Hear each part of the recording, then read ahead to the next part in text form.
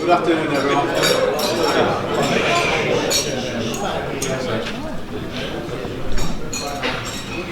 All settled down as well. I don't know if it's too late to say Happy New Year, is it? Yeah.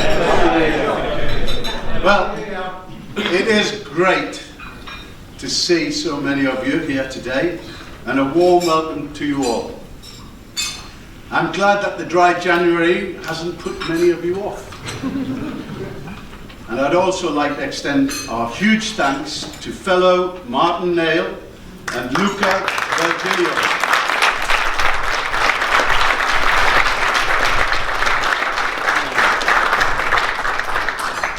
Luca's General Manager here at the Dorchester, and thank you to the Dorchester for hosting us today. Luca has a meeting at 4 p.m, so we're going to start with him today. He'll be discussing the renovation work and how he views the year ahead as General Manager of one of UK's top hotels. Luca?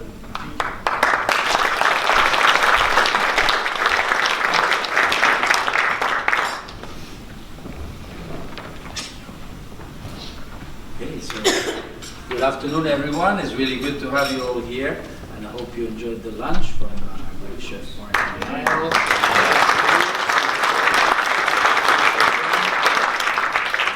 So welcome to the Dorchester. Welcome to a new chapter in its history. I hope many of you were able to walk through a new promenade, and let's say we are very excited. Last week we were able to, let's say, show to the world a first part of a phase renovation. Of course, it was time. We were ready to reimagine the Dorchester for a modern London, but at the same time still maintaining its rich history, and that we were very, very careful of. This hotel, I think, ever its early inception in 1931, has been really at the forefront of luxury hospitality, not just for London, but I would say, let's say, worldwide. And you know, somewhere, somehow, across this illustrious story, many great professionals actually came through these doors, and I think quite a few I had the pleasure of meeting here. So we wanted to make sure we played the testament to all of that, and we've been very, very careful in doing so.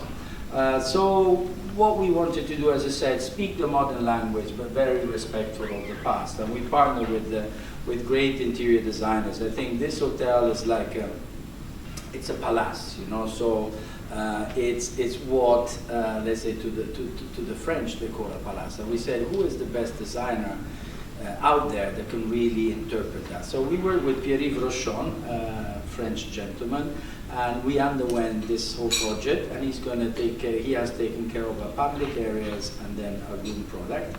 And while in the bar, we wanted to have something a bit more fun, a bit more flamboyant, so we worked with Martin Guzdinsky, who was a local designer, who has a bit more extravaganza, and actually is through his many projects he also did Annabelle's.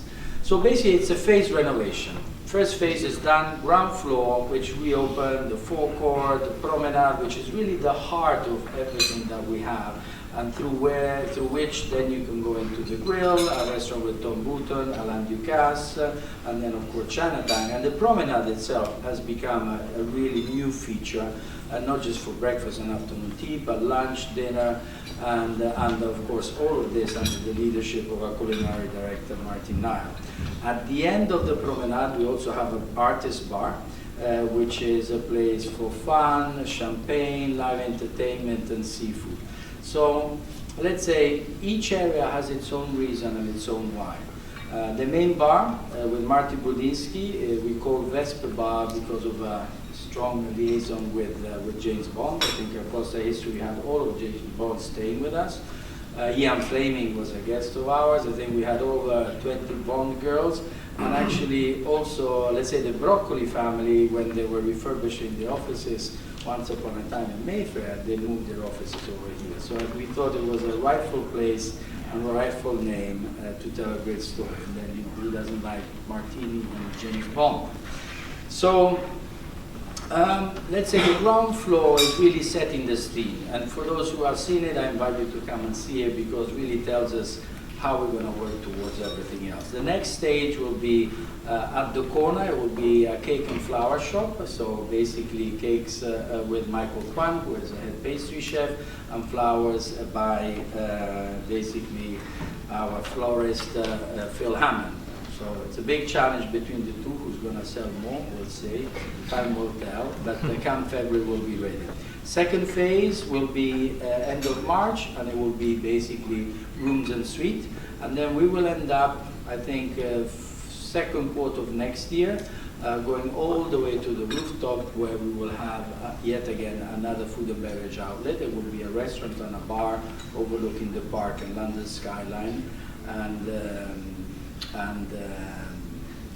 cuisine we're still considering. But so I think Martin will have quite a lot of things that he needs to worry about or enjoy about. But at the end, we'll have 5 restaurants, 5 bars under one roof, and completely redone. I think there's very few places in London that will have that. So Sure. we're very proud of it. I think. Luca, as a hotelier, how has the last year impacted with the industry-wide staff shortages and inflation due to the war? I mean, like everybody, it has impacted us, but actually let's say we became creative. We started looking outside of the hotel industry, so we're taking, we really hired, more around talent, energy, values, and we started creating a training program. We have the Dorchester Academy that has been helping us around that. So that was one area to try and let's say attract new talents. So not just being specific to the industry. We started working with Commonwealth countries. We really started working close with schools, with universities. And what we actually saw through our statistics, and it's funny, we've been very good at hiring. The problem is the people leaving. So it's what we also started to look at very, very closely is how do we keep our staff engaged, how we do make sure that they learn, that they grow within the company. So we have other 2 hotels here in England, and that's how we make sure that we create a program where we make sure the staff that is here knows that there's a future within this company. If you're not here at the Dorchester, there will be somewhere else. So it's 2-legged, hiring and of course retaining. But it's what we're all facing pretty much out there. But luckily, I think we're in a good place. Good stuff. Could you please give us your vision for the Dorchester's future? I can only be very, very positive at the moment. No, more than anything, I think we are in a moment, as I said, it's more of just a restoration. It's a rebranding, it's a repositioning. We're ready to tell a strong new story. So we are all very excited. The first phase has happened. The feedback is great, and it's just building from there. And what I like to say is really, it's it's telling a new story. Very, very respectful of the past. So you will see the established, you will see the sophisticated, but you will see an hotel that is very much in tune with the energy and spirit of this great city. Wonderful. Any predictions for the year ahead in the luxury market? Honestly, we see that it keeps on staying very strong. Luxury market, it seems to be, or everybody is saying that is recession proof. I was having lunch some time ago with a gentleman who runs or who owns this company, let's say a mid-scale restaurant chain, and he said, we have suffered because people say, I won't go this time, I might go next week or what have you, and those probably the mid-tier is the one that unfortunately is suffering a little bit more, but the upper scale, I think people are not compromising, and they're still very much ready to enjoy and to spend. And we see even with the luxury boutiques, they're all, you see people queuing outside, so long may it last. So far we feel quite positive, quite bold about it, yeah. And the signs are encouraging. If you've got a beautiful product, people I mean, exactly. So even more so at this moment, yes. So that was my main question. It's just over to you now. No, as I said, it's a positive year. I think we have the coronation coming, and that's going to be huge marketing for not just for London, but for the whole country. And for us, it's about resilience. It's about really making sure that as a community, we all speak the same language. We always bring forward the new messages, and we promote this industry as a great industry to be part of, because we are lacking talent, and somehow it's not always a given that people think about us as a possibility. But look where we are today, and we are lucky. We are able to touch many people. It's a very vital industry and gives great career opportunities. So we are positive. We keep on doing our part, and just try and be the best that we can be every day, and showcase the best that hospitality has to offer. And I'm sure that will be paid. What I say to everybody is not nuclear science what we do, which is just go for it and offer the best of the best, and you will be rewarded. Yeah.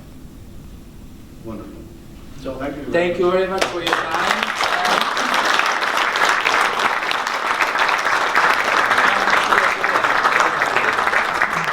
I must say, walking through the long gallery that day, it does look stunning. So very best wishes. Sure. Very best to you. Okay.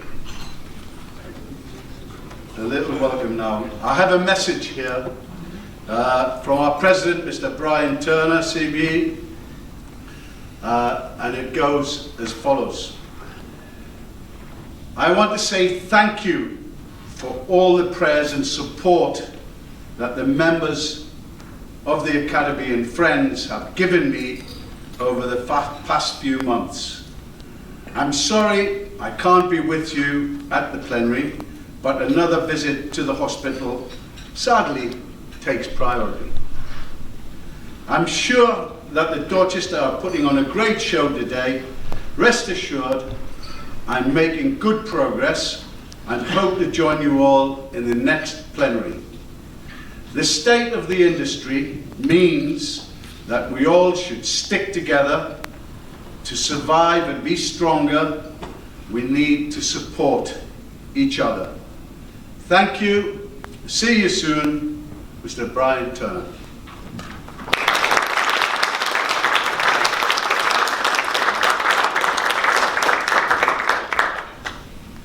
So, moving on to my own welcome, we've recently welcomed some new members to the Royal Academy, so please give a warm welcome to Andrew Wong, founder and head chef of A1, Ashley Marsh, lecturer, University of West London and the Doctor School, John Hollywood, head of learning and development, Iconic Luxury Hotels, Paolo de Tasso, restaurateur and founder of Paolo de Tasso Hospitality, Tom Skade, executive chef of the Vineyard, as well as new associate member Paul Kelly from Kelly Bronze Turkeys.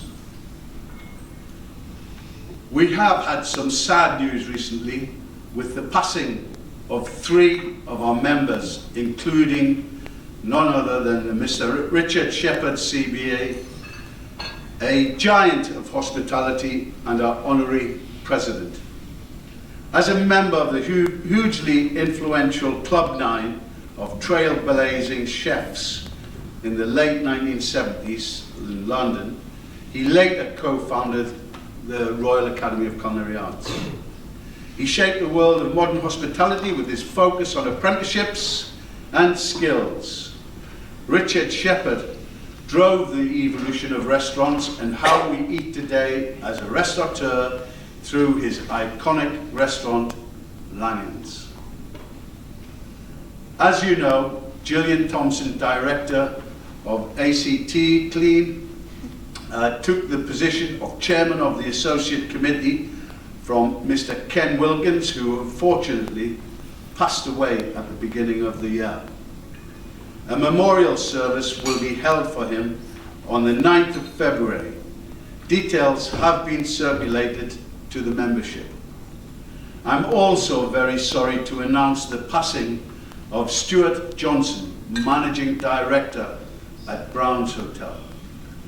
Stuart was incredibly generous towards the Academy and always supported the Royal Academy, and he will be sorely missed by many of you who knew him. So, to absent friends and family. Don't know if you've got a glass to raise.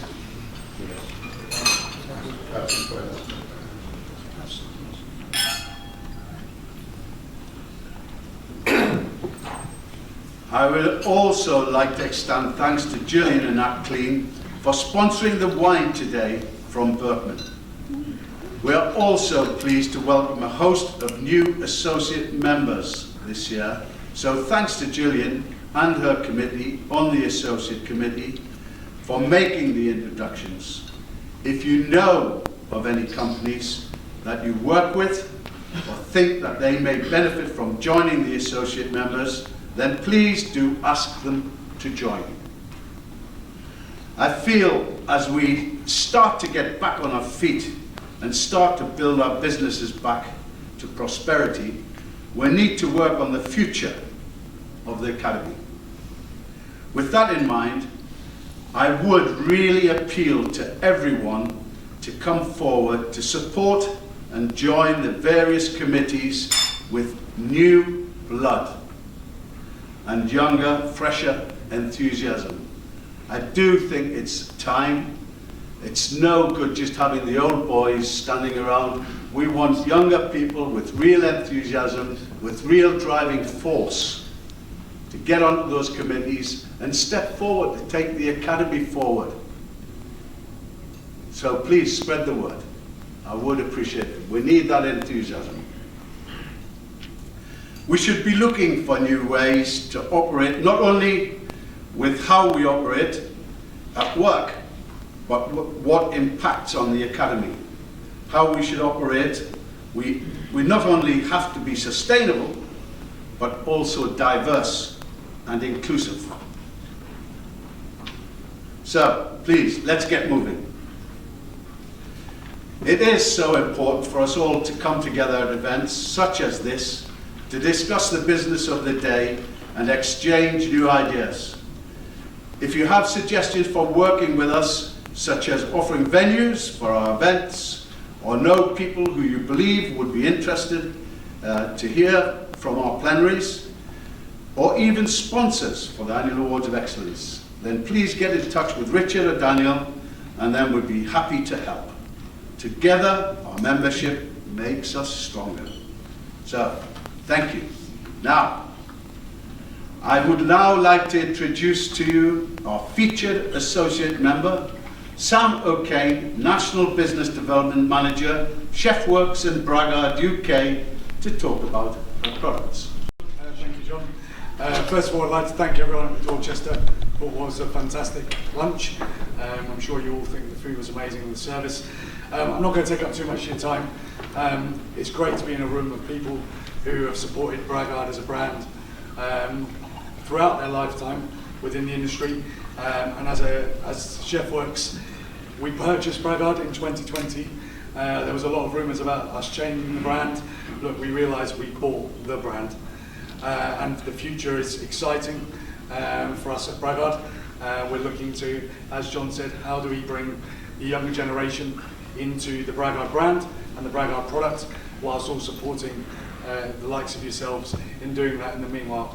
Look, we have a huge depth of product within the industry, and we want to allow those youngsters to be able to enjoy it from the starting part of their career and supporting them all the way up to then getting that moment where you do get that first Grand Chef. As far as we know in the brand, it's still that aspiration, and we aim to keep driving that side of things. But for us, there's also the future. How does the future look? Sustainability is a huge driving force for us within the industry at the moment.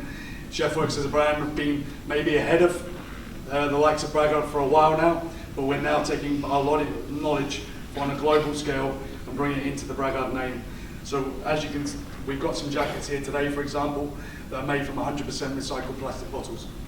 So the future of the industry, we are moving in the same direction as you guys are, to try and reduce the waste that's being given off within the industry and develop the industry. So it's there for the future, it's there for the youth, but it's also we're giving something back. So we see by 2028 that probably 75% of our product will be made with sustainable material, and that's our driving force for the future. So look, thank you for supporting the brand up until this point. We're looking forward to the next journey with Bragard and with Chef Works coming through, and we hope that we can support the Academy on making sure that the young chefs are supported and want to be in the industry and are supported by the right product at the right time and help them go through. So thank you very much for your time, and I hope you enjoy the rest of your afternoon.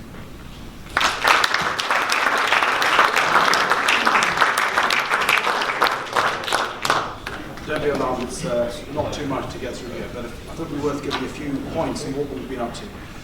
So, wonderful to start the year with a jam-packed plenary of enthusiastic academicians and associates in one of the great hotels of London hospitality. But not only we have Mario Pereira, but now the wonderful Martin Nail is currently director leading their excellent staff. Now, importantly, we finished 2022 in a stronger financial position than we were pre-COVID. And for that, I thank you all, particularly our generous sponsors and membership. And we have a waiting list for our membership as we process and check candidates after a bit of a backlog. And these two factors are, of course, a great cause for optimism. But the struggle continues, I'm afraid. And with your help in what remains an uncertain time for the industry and economy, we will need your help.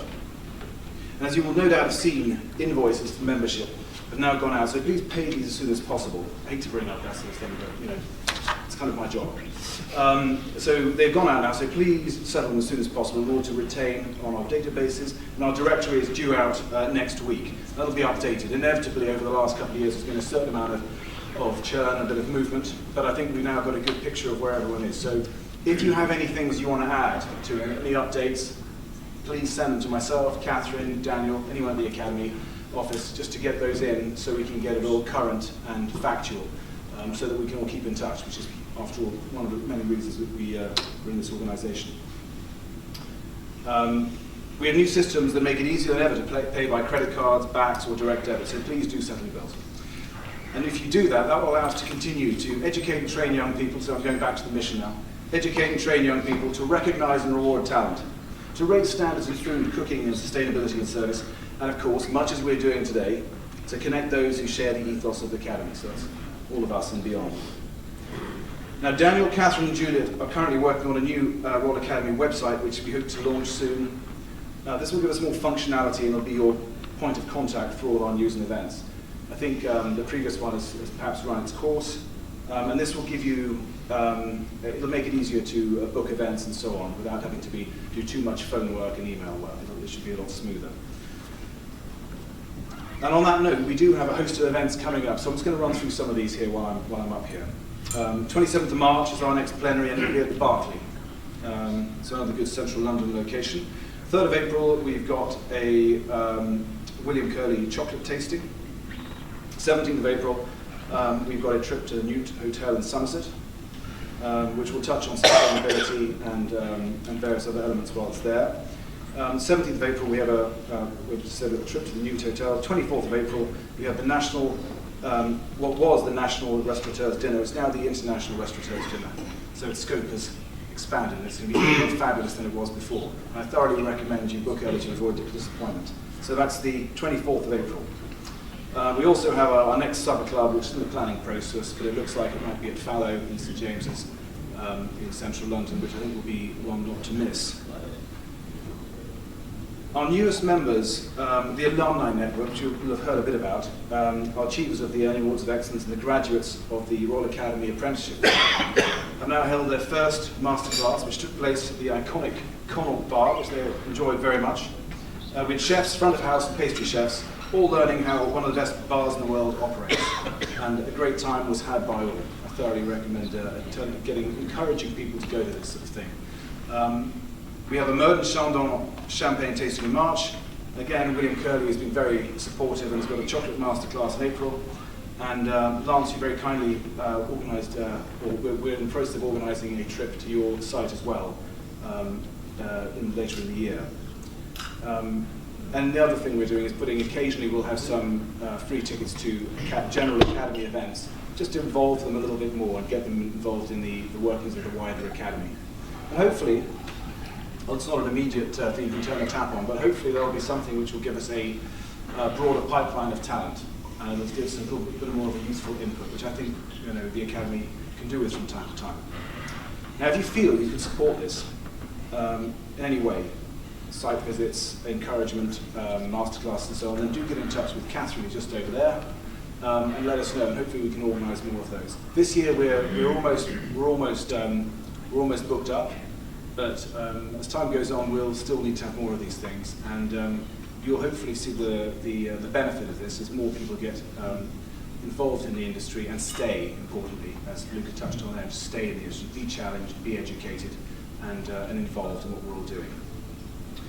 That's winding up what I have to say, and we're now heading in the direction of the awards, which John is going to follow on with.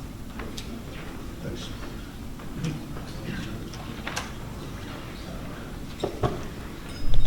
Okay. If you haven't already, there is still time for your team to enter the annual Awards of Excellence, which is a fantastic opportunity for young people up to the age of 26 to push themselves to learn new skills and network with some of the best in the business.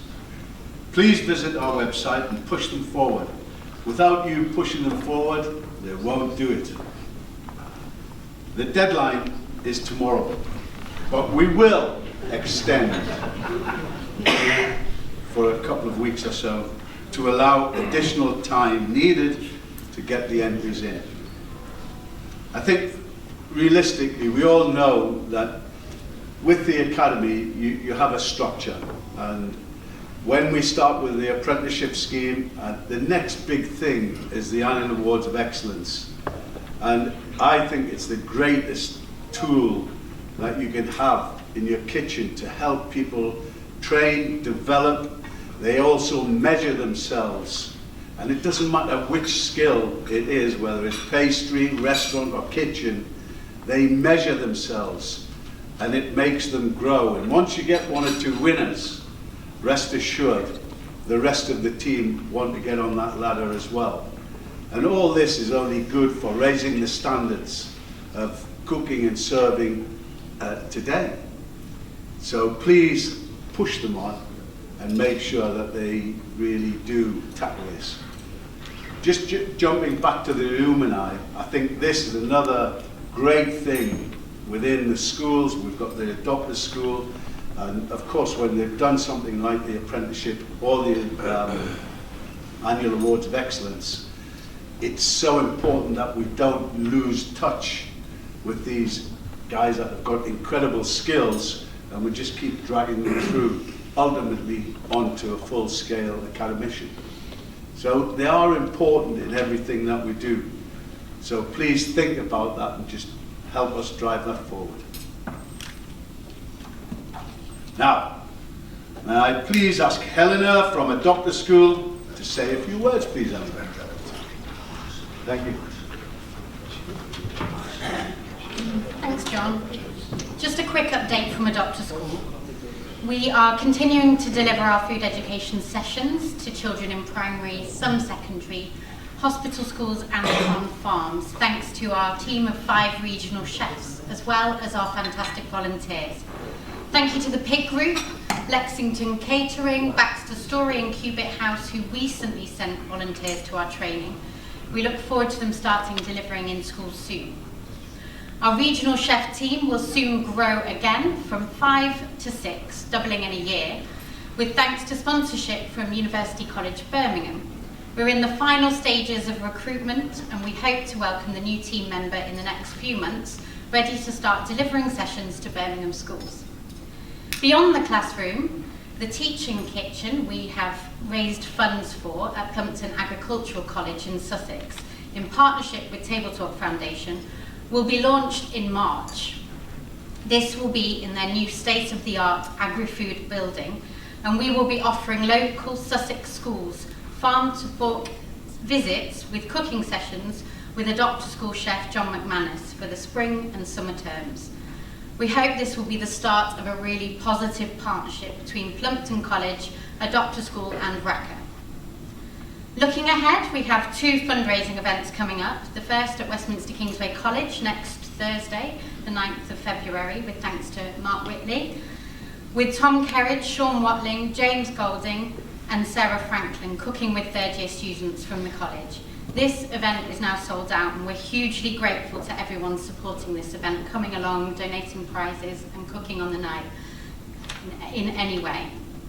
We're now also selling tickets for our flagship Take 3 Colleges dinner on Friday 19th of May at the Royal Automobile Club, with thanks to Matthew Marshall and Ben Geelan, with students from our RACA partner colleges cooking alongside Jeremy Ford MCA, Andre Garrett MCA and Adam Smith MCA. Please get in touch if you'd like tickets or a table. And then on Friday, May the 26th, we're also holding a fundraising dinner at Liverpool's Anfield Stadium with RACA members Paul Askew, Paul Heathcote, Kevin Dalglish, James Holden and Sean Herbert, and also Tim Adams from Liverpool Football Club and Lee Myers from Wellox, working alongside local Merseyside College students. Now, I'm going to hand you over briefly to Ashley Marsh, our London-based chef, thanks to University of West London, and also, I'm delighted to say, one of RACA's newest members, to give a brief update.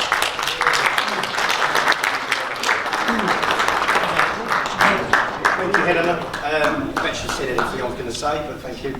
We need to talk next time. I'd like to say thank you to the University of West London who sponsored me to do the Adopt a School.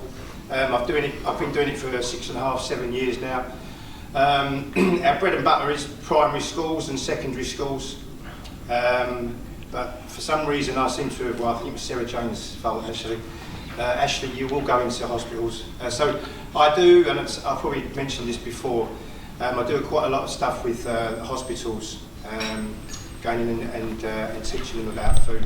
One of those is Chelsea and Westminster, which is a mental health unit. So I design recipes for children who aren't in school, and are trying to get back into school. So it's a little step up for them. And I also do, which I'm very proud of, is the Helena Children's Hospital, their dialysis unit predominantly. So I write recipes that are renal friendly, and I go into the ward. It took me a while to win the nurses over, but once I did, because I used to get some looks, but once I did, sorry, you're only human, you know. Yeah, so bed to bed, these kids, listen, if you think you're having a bad day, come with me and go around these wards. It doesn't just affect the children, it affects the whole of the families. And we went for Christmas Day. They've got a place called Ronald McDonald House, which is like a hotel for the parents and the families to stay in. And John Lilly from Lexington and myself, we went in there Christmas Day and cooked for the families. It was a lot harder work than I thought it was going to be, but it was, and it was very rewarding because you could see it in their faces. They would only be like having a takeaway or anything else. They brought all the kids in, and it was wonderful. So, thank you.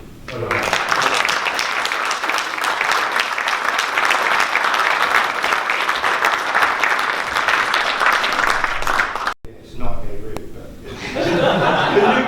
the nutritionist, because I'll look it up online and then she'll say no, we can't be doing that. So it's a bit hit and miss because each patient is different. And then you come into dairy free, and yeah, it's so. Yeah. It's not one of my strengths. No. Well done. So thank you. Okay, we're just going to kick you off for a little conversation today. I want to ask a question. How has inflation affected your business? How do you see things going for 2023?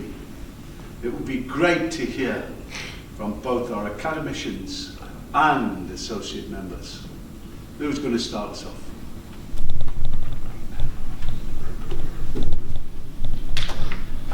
So obviously, stand up. What's your name? I've got my name back.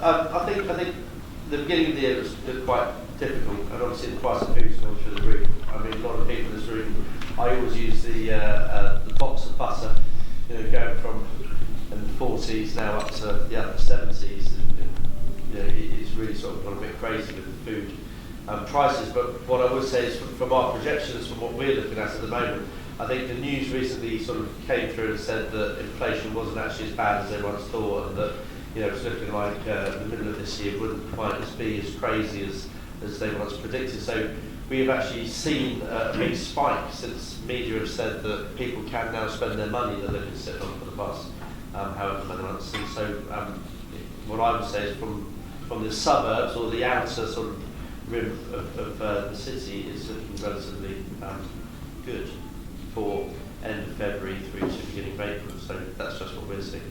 It'd be interesting to know how it's looking within the city. Anybody else? I'll answer that question. Go on then. Well, we had city business, as you know, in Lexington, and I left Lexington to go to Spain to open a restaurant, as most of you know. And Spain's is exactly the same as the UK, the same as Europe. It's the gas bills and electric bills are astronomical, so there's no change in Mallorca to London. But coming back to London for the first time in a year and a half, I saw a vibe and I saw an energy, and the bars are full again, and it was nice to see, and I think that's a really positive sign than it was a year and a half ago, by 1,000,000%. Good stuff. Good stuff on.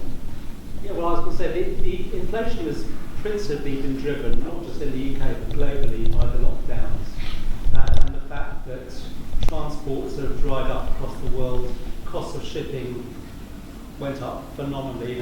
You were trying to ship a container from the Far East, the USA, Europe, it went up from something like $3,000 to $20,000.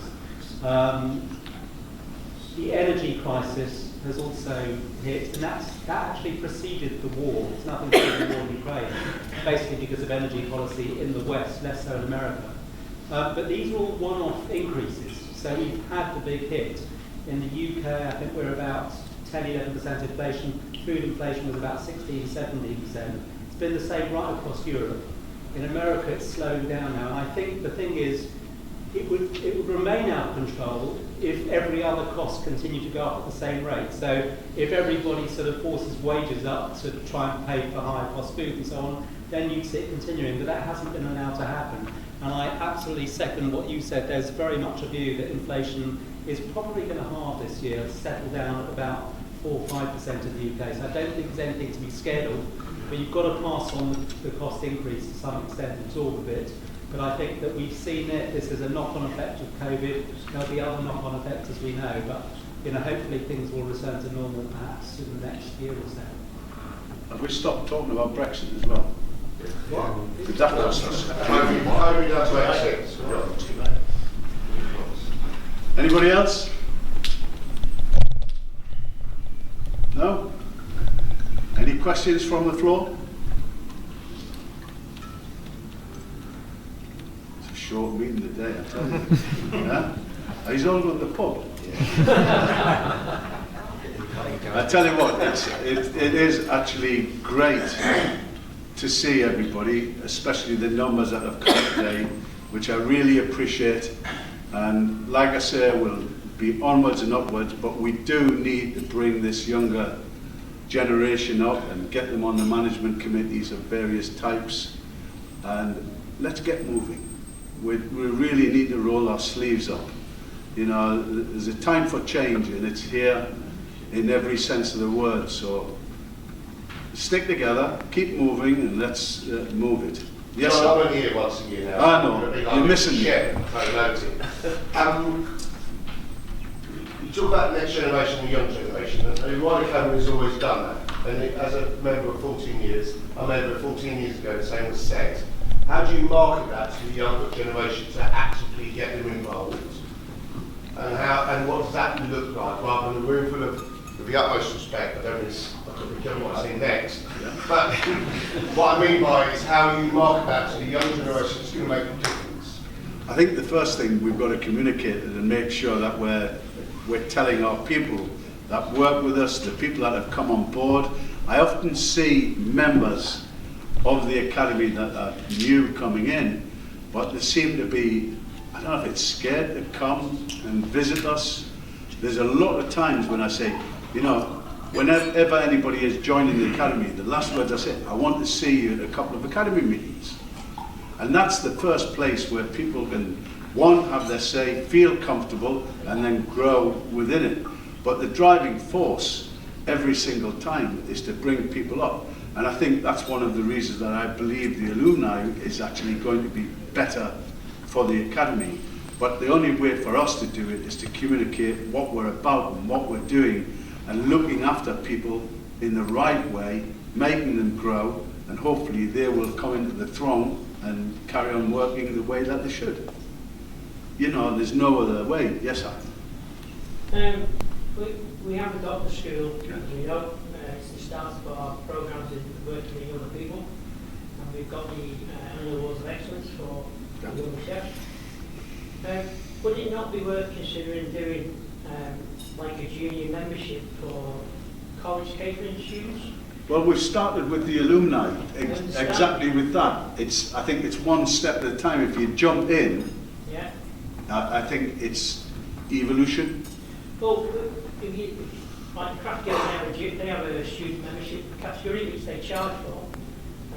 But would it not be considered to maybe look at again, like the academy has a selection process, that there's a number of students in each college that stand out above the rest of them, that we consider recruiting them as junior members of the academy, not a paid membership, but that we can mentor them to do the Annual Awards of Excellence under the right guidance, and then we've got a pipeline of membership and future guidance into it, of what the academy is all about.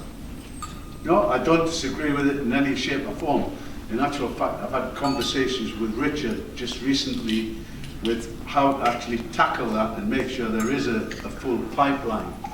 And there's a couple of people that have been speaking with Richard in regards to how we get into the colleges and really do our training in a slightly different way rather than just have 4 colleges.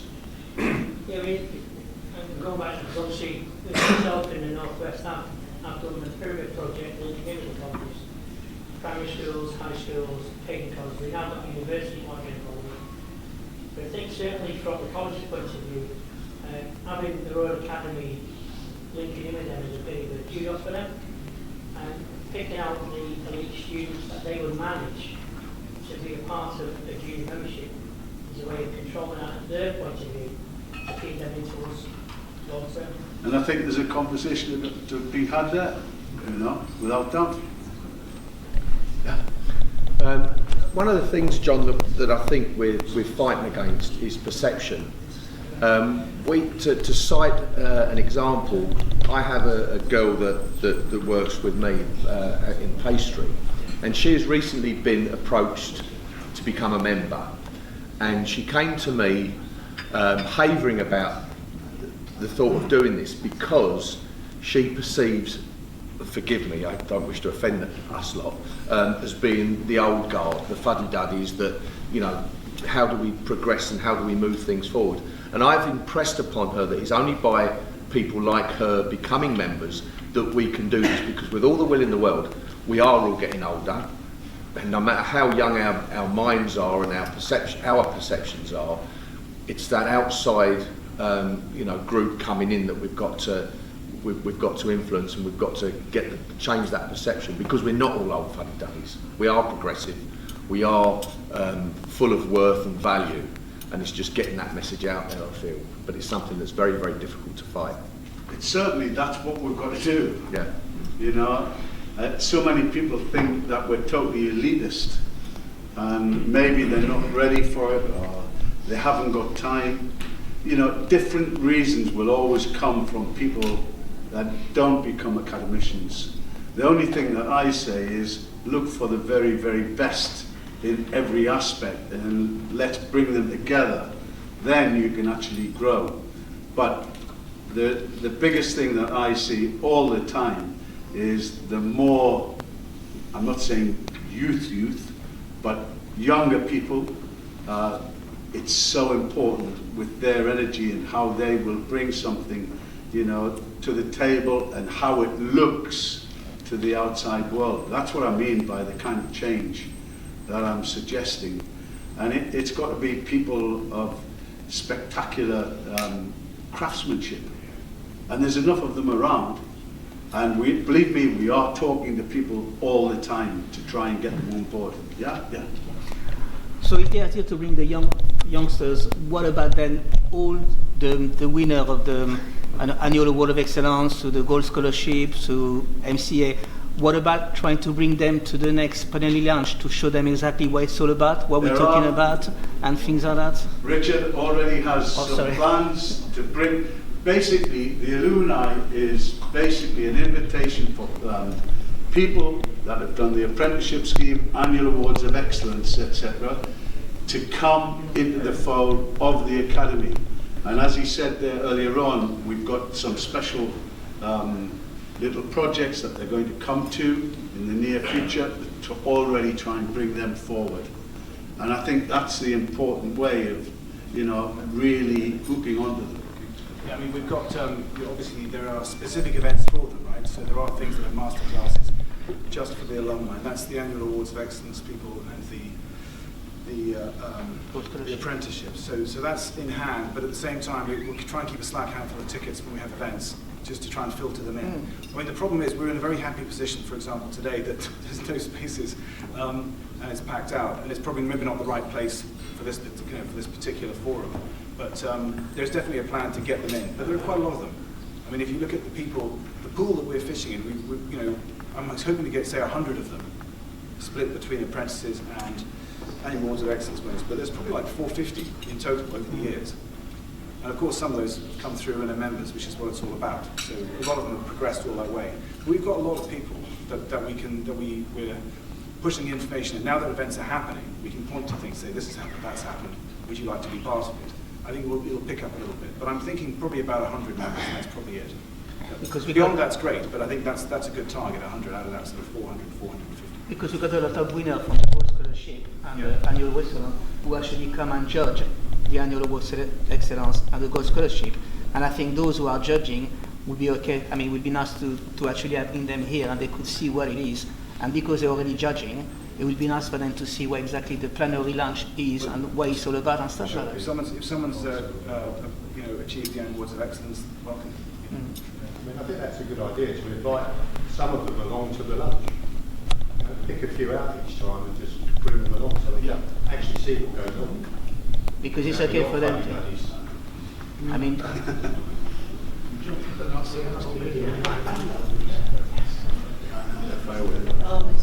Some years ago, some of you remember, I used to run the doctor school program with Mike Coker, and I travelled.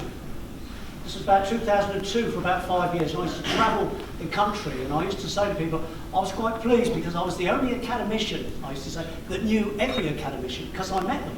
I actually made a point of going to the restaurant, hotel, and I met them. And the one message I got from everybody, particularly as I moved north, was the plenary meetings are good, very good, but they're always based in and around London. Now, a lot of you have travelled today, but if we were to move, I mean, I think we have 7 meetings a year, so maybe a couple of meetings could be moved away so that we got an opportunity to bring people in from North Wales, the West Country, the Midlands, rather than having to maybe come down to London. In fact, the Academy makes an effort to go out and then encourage people to come in. I mean, let's have a show of hands if I could just ask. I think we've already started that. Yeah, we had one last year in August, was it, for Liverpool?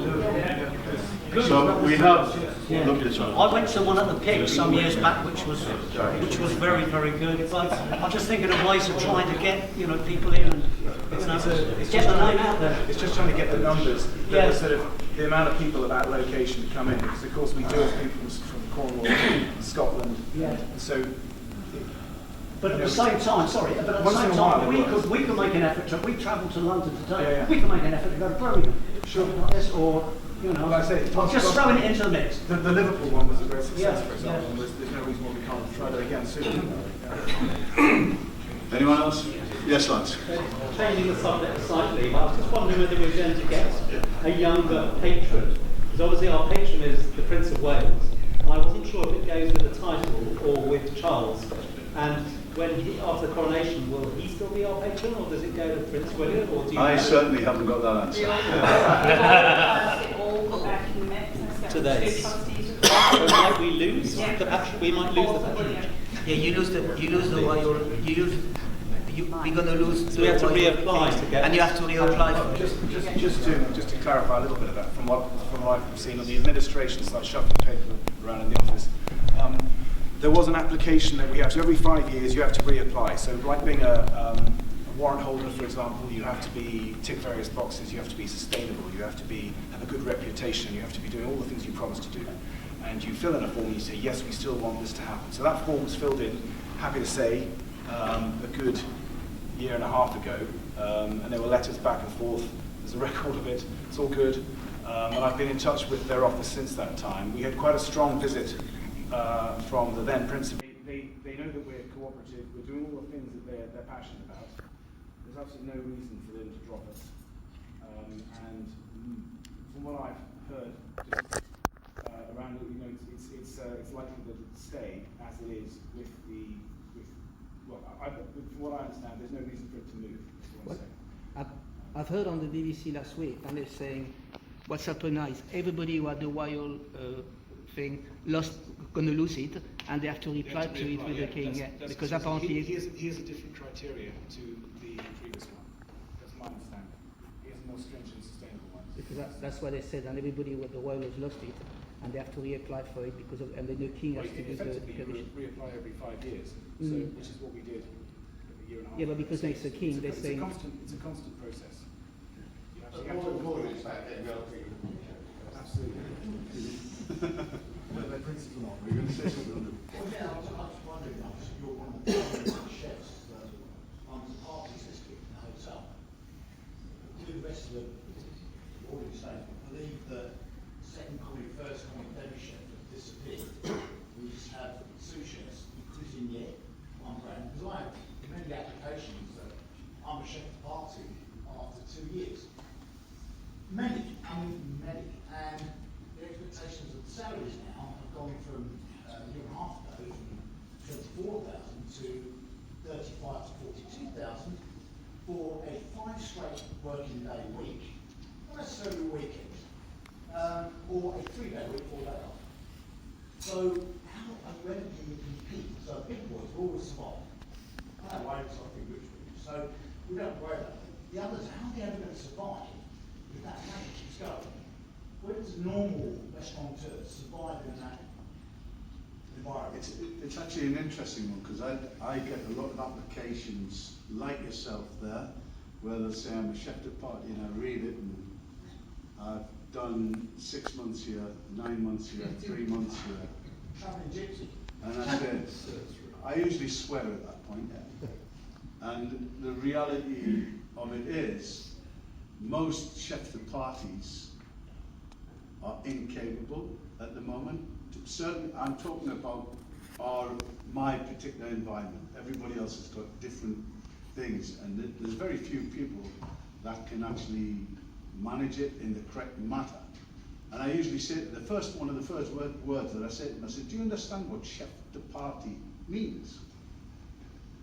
And they stand there and look at you. I said, you're supposed to be in charge. You're supposed to run this. And do you know what's happened in so many places? Sous chefs have become chef de parties in reality. But it's also about being very, very tough. And it's very easy for me to say this standing this side when you're in a mess and you're needing some people to give a hand and make sure the job's getting done. The reality of it is it's how we are able to toughen up and make sure people do train and be able to deliver a job that you expected. Let me tell you, the wages that my staff get just from this turnaround of the pandemic, etc., we got double hit in the sense that the new ownership decided they wanted to give service charge. So the kitchen and back of house all get service charge now. And they also got a London waiting rise because the minimum wage had to be at a certain level.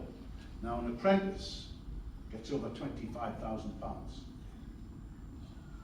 That's a minimum, 25, and it can be up to, yeah, and it's around £27,000 because of London waiting. The moment they did that, we had a problem where the commie situation was they were getting near enough to the commies. We had to move the commies up. What happens next? The demi-chef, the chef de partie, and they're getting well paid. And the piece of elastic that was pulled over that way and so taut is now beginning to settle a little bit, but the money factor is not going to go back. Now, if I tell you there were people getting over 30% rises in the kitchen, I'm not telling you fibs. I'm not saying everybody, but there were people that got that. And do you know what? Do you think they really felt grateful? I just wish I was 25 years too late. You know, it's about looking after. I want you to understand that I'm not complaining that people are getting paid, but I want them to be able to also do the job that they're being paid for. And this is one problem that we have. And as long as we sort of take people for a job position that they're not capable of doing, you're going to get this all the time. So it's refraining wherever you can. Yeah, but John, this has a knock-on effect to you as your main person, your customer. Yeah, of course. Of course. Julian. John, we've got a totally unskilled workforce to begin with, as everybody knows. We provide kitchen porters in that skilled chain that you're talking about. You'll start at the bottom, and hopefully you're probably people here started as kitchen porters. But when we came back from COVID, we put 1,240 people on furlough. And when we came back from COVID, a huge amount of that workforce wasn't available anymore because they'd sat out on their furlough somewhere else, and they hadn't got their settled status before they went. And when they came back, we were competing with, when we worked at Italy, in the city, we were competing with the guy that sweeps up the building site next door, which is a lot easier than doing night cleaning in kitchens and restaurants. And these guys were getting paid £17 an hour. So we were losing people who were getting paid London and national living wage £9.50 next door for 17 quid. The market moved. We're a London living wage employer, which when we started this business nearly 17 years ago, we didn't ever expect that we would be. And so there has been a 30% increase in kitchen porters, but at the same point our retention has halved and our attraction has doubled because people are much happier to recruit their friends and family. But it's all going to keep on driving by the commie chef. Keep going that way. Yeah, because when the commie chef finds out that he's done 17 hours a day but got paid for 12 or whatever it is, and the kitchen porter got paid for every single hour, then it's just going to keep going. But what we think will change is that some of those guys in the middle who are very, very heavily leveraged, when some of the financial support ends in the next coming months, those businesses will go and that labour will be available to people like us, and that will help to maybe stop that escalation. Without doubt, there's definitely a problem even going forward. I mean, we have a situation where we are owned by very, very wealthy people, and you know, you pay a certain level, and you can be a bit more demanding. You might have a few more opportunities to bring different people in. The individual restaurateur doesn't have that, and you know, the push of being able to actually open shop and to be able to make sure that the restaurant's alive and kicking and working as many hours as it can, or however the business works. But rest assured, for me, it's been a business plan problem even before. Because as long as you make sure your staff are worked 16 hours a day, whether it's 5 days, 3 days, 4 days, I don't know, but 16 hours a day, when you make them work 16 hours a day and it ends up being a 65, 70 hour week, it doesn't work now. Good old days. That's changed, you know. But to be honest, John, I think it's a massive readjustment. And I think George Osborne started to raise the national living wage. And historically, this job has been very, very poorly paid. And I think now we're coming more into line with where it should be. But I think at the moment it's running out of control in my opinion, being a small restaurant. Yeah. But it needed to happen. Maybe not as fast as it is. I agree. That's exactly the way I would do it. I think the string, the elastic was pulled way too far that way, and it just needs to balance up a little bit. And you know, we need to get a firm footing. We all agree that there should have been, you know, maybe some better pay. You know, maybe some better hours. There's lots of things that people complain about, but we haven't got a great reputation, which is another problem of bringing people into the industry. So we're fighting uphill all the time. And is that our fault, John? Some of it, of course it is. I mean, let's be honest, it's how... The what? We've allowed it. Yeah. For long hours. You know, there's there's also the machoism of saying, well, this is what we do. When you say your sous chef gets this much and the chef pie gets this much, actually they're probably getting paid what they should be getting. Yeah. I mean, I had situations where we changed. This is another little thing, just to show you how it was. My sous chefs get probably, I'm going to say 20-odd thousand more than the chef de partie. At one point, the sous chefs were coming in and complaining and saying, Chef, I'm working 60-odd hours. This guy's now working 52, and he's nearly getting as much with overtime. It's a balance, and I think it's something we've got to work through yet. And you know, it's trying to change things in every way. Because you want a little bit less, you've got to have less hours. I think that's for sure. But the payment, you know, has got to be fair. But to have less hours, you have to have more staff. It's a catch-22. If you notice what I said right at the start, I said the business plan is the problem. Exactly. Yeah. If you look in France, I've just come back from France with a new store. I think I've seen the situation of 10 years of a change in business plan there, where they charge a lot of money with a lot of staff numbers who work less hours. It doesn't make the food better. No, of course it doesn't. Well, they've also got 100,000 people missing in their industry. Yeah. So have we. You know. Because nobody wants to do it in France anymore. I mean, they've given up as well. I mean, you look at... We haven't given up, have we? No, but in France they've changed. Yeah. It's changed. Yeah, it has. It's definitely changed. I mean, it's a positive story because it's been a research. People leaving college now, they're not just about the money, it's about the work-life balance. And that's what they're looking for. Yes. And that's come out of COVID because they've seen that, oh, spending more time at home. Somebody said that they've got a job somewhere else, that child sweeping the floor. They've seen that. And that's what they want. To our kids, I know that they won't work those long hours. They just don't, well, you know, because they're going, someone's going to work for you. And they're on fantastic money working for you. What they did 3 years ago. It's double them more or less.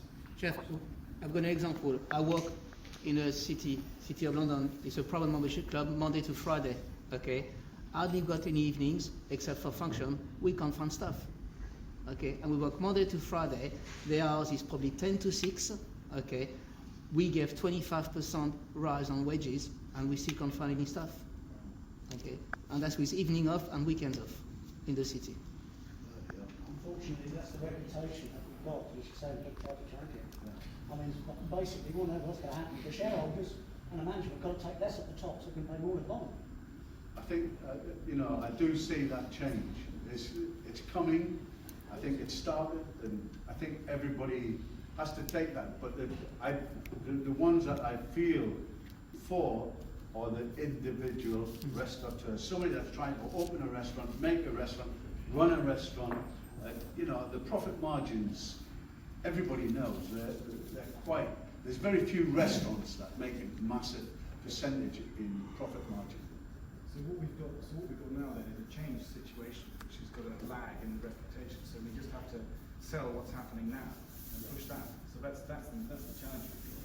Because otherwise, if we're always talking about how tough it is, how hard it is, that's not going to help us. I think we just have to say, well, that was then. Now, the situation has changed. Hours are more reasonable. People are more. It's mostly much improved, and we need to sell that and look at the progression and what we can do in the industry. So it can be a positive message. We used to pay unskilled wages for skilled people. Now we pay skilled people proper wages. That's what we're doing. You've got to get past this point where you have to be a chef or a host or whatever, and you're having to get top-ups from the government. You know, we should be paying people enough better to get top-ups throughout the whole country. And to be fair, Coots can afford that I mean, we've noticed it. We've noticed it's starting to come back. I mean, we have a restaurant. One of our restaurants we haven't been able to reopen since the beginning of COVID. So for 3 years, we are in the process of getting it reopened, and that's purely and simply because of the workforce is coming back. We're seeing it come back. We're in Newcastle, so I mean we're well out in the provinces, as it were. But what we're noticing now on the CVs that are coming through, whereas there's been a dearth of CVs of any sort of perceived worth, what we're seeing now is the CVs coming in where the last job, right, the job before last was in industry. The last job was taken up during COVID, when they're going to delivery jobs or postal jobs, etc., out of industry. They've had that, we feel, they've had that, and they're now starting to come back, and we're now actually starting to see CVs that have some meat to them. That the people that like you can guarantee that even front of house that of say the 10 CVs you get coming through on the emails, you'll actually see 7 of those people, whereas before you were lucky if 7 of them turned up. You know what I mean? But we are seeing a bit of a sea change, I hope, touch wood, because I want to get this restaurant open. I've been out of the industry for 10 years now, and obviously now work for a brand. And this is a question for me, is with you guys paying higher salaries, are you spending less on training at that point? And less on add-ons to making that member of staff better in the industry? Because I think that seems to be a conversation we're hearing, that yeah, I get paid a better wage, but you're paying for something that you're not happy with, by the sound of it. You're overpaying, but then if you're then going to take a bit of the training money to pay for the salary, how does that make the workforce look long term? What training money? Yeah, exactly. Well, I mean, we've had to make sure that we have a conscious decision to invest in the training of those people, and that's the lesson learned from the pandemic period, when we would have to take people and actively train them rather than rely on what's gone before. We are having to make sure that we give those people the tools and constantly get them, because at the end of the day, there's not many of us there. There's a load of us there that are trying to get. We're fishing out of a big pool, basically, but there's not many fish in there, and we've got to make sure that the people we attract, we can invest in, and we can get through, for purely selfish reasons, get through our organisation and position them where we feel that they'll be of the greatest worth, and keep them, retain them. It's about what we've said before. It's retention now. Traction and then retention. I don't think it's a problem that's unique to our industry. We beat ourselves up about having a bad reputation, but government can't get enough nurses, there aren't enough teachers. Police, they can't recruit people into police. And we have a huge problem in this country with the incentive to work. Before COVID, we had 3 million people in this country on, collecting some kind of benefits. That's now gone up to nearly 6 million since the end of the pandemic. So, if the average wage in London, the average wage is about 32,000. Net of tax, that's 23. If you're a single parent with a child, you can claim £23,000 on benefit. Why would you go to work? So there's a problem with our whole system at the moment, and the government has to do something about it, but we as an industry obviously have to try and encourage people to show that it's not just about the starting wage, and the career path going forward. And we have to do our bit, but the government's got to do their bit too. Yeah. Anyone? Yeah. We might be all footy-dudders. They might what? We might be all footy-dudders. But we are. Work ethic of the younger generation is nowhere near that work ethic but it will come. I really believe it will come. Do you know what? That's an interesting one as well. I've been in the industry, what, I don't know, 40 odd years, 47 years, and I remember hearing people that were more senior in charge and say, you don't know what hard work is, you don't know where it is, you don't know what's coming to you, it's going to be so much harder and it's going to be this. We're still saying the same thing now, but the reality of it is there's good people there. We've just got to actually find them and nurture them and bring them on. That's my humble opinion, but you know. I would say that, I mean, I've got 48 apprentices now across the group, aging from 16 to 38, and I would say that out of, you know, the past 6 years of recruiting young people into our hotels, the level of commitment, the level of focus, the level of achievement, and the level of drive within these young people is only getting better year on year. Good. And I would say that it's very easy to look down at the younger generation and say that these kids, you know, they don't understand. They don't. They come from a different era, a different time, and we're talking about how there's no more chef de parties with the digital age. These kids can look up how to make any additional line now. They can come into your, but this is the point, they come into a restaurant so that you can interview them for a chef de party, and you can say, right, you know, they watch the service, you say, cook me a dish, make the best dish, and I'll try it. You know, they could have cooked that dish 100 times and seen it on YouTube. Right? You employ them as a chef de party, they can't cook. Right? And this is our point, it's our responsibility now to make sure the young people that we're interviewing are actually capable to do the job. We can't take them on face value anymore. These young people who are very clever, very astute, they want quality in life, they want the work-life balance, they want the money so that they can pay their rent, their bills, all the rest of it. But at the same time, we've got to be there to support them, show them what we want from them. And I think that's the big thing. And the mentorship, what we want from you, right? the mentorship you're giving them is creating that ethos for them. That's why I say about. No, they just want to work, and they want to learn. That's the biggest thing. They're talking about training. You know, training is the biggest thing. Kids these days, they've lived in different times. The parents have got money. They've been to university, dropped out, decided they want to cook. It's like something that they want to do for the side of them. So they want to learn from you guys, and all this experience and food is what you need to be feeding them, because they're just hungry. 1,000,000%. And we can, you know what, honestly, we can all sit around here and get prehistoric and go, we can't, all of us, it's very easy, say the sous chef's built that and this and this and this. But the reality is it's a changing world.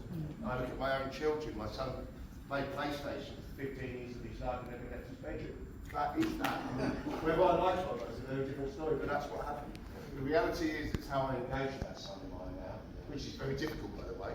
But the reality is like that, like the Wine Academy, and you were saying we want to embrace young people. It's how we market that and how we look at that.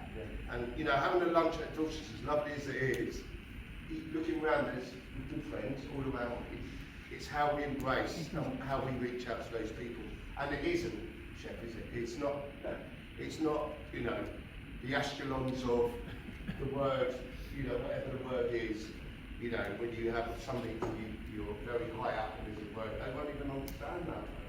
You know, alumni, those kids won't even know what alumni means, Chef. So when we were at the meeting, the visual meeting we were at, I mean, these kids are absolutely blown away by the fact that they're there. And at Barclays, these kids are absolutely honoured to be there. And I went outside and spoke to the capital and they were saying about how amazing it was to be there. And I think that, you know, the future is bright. I think the future is good. And I think that the kids that we have brought into the fold, as it were, you know, are thankful to be there. And we were chatting to all sorts of, you know, the pastry chef of the Royal Household, to, you know, some heritage students who, and these kids, you know, they are the next generation. We talk about the next generation, but it's not doing what we're doing. It's really good, and we've got some fantastic young talent coming through, which is really proud. I'm really hot heart with that. 20 years ago, there were hundreds and hundreds of working chefs. It's big 14 apprentices now. Try and find an apprentice these days. Try and find them. You can't look at the negative the whole lot. They don't want to be chefs anymore. there's not enough people. The restaurants have grown 60-70%. That's the thing that nobody, do you know the thing that nobody mentions? The growth in our industry for the last 40 years. You know, if you have restaurant after restaurant or hotel after hotel opening up, you also need more staff. And we've never been able to keep up with that neither. So there's lots of different things, but we shouldn't for 1 minute give up hope. I think there are great people that come forward, and there will be great people that come forward. It just naturally happens. And I think, yeah, this younger generation that are 20-year-old at the moment, they think different of all of us. They're much better on a computer because I keep having to ask them to make sure they do it for me. You know, but I'll say, well, I'll beat you around the stove. Any more questions? Oh, one more. No, just going back to what you were saying about the youngsters. I remember when I used to work for a guy who was rest in peace. He always used to say to his chef, okay guys, I want you to create me a dish, and with the dish I choose is good, it will be on the menu for a week. So the chef was actually trying to work out to make sure the dish, not only he was putting the dish were winning, but he was putting their name next to it. And they were feeling that, you know, part of the team, and the team was amazing, it was working. But they were working hard and they were creating a lot of good things, and, you know, I think that's what maybe we're missing, I don't know, to try to... I think those kind of things do still go on. Yeah. You'll be amazed. I know, but I think it's a good idea. Yeah, For young chefs, it is. You know, it's an encouragement for them to actually do the job. Okay, any more? I can see you all getting ready to rock and roll there, yeah? Okay then, well, all I can say is it's lovely to see you all. Thank you very, very much for coming today. It's great to see so many people coming out, and onwards and upwards. Thanks very much indeed.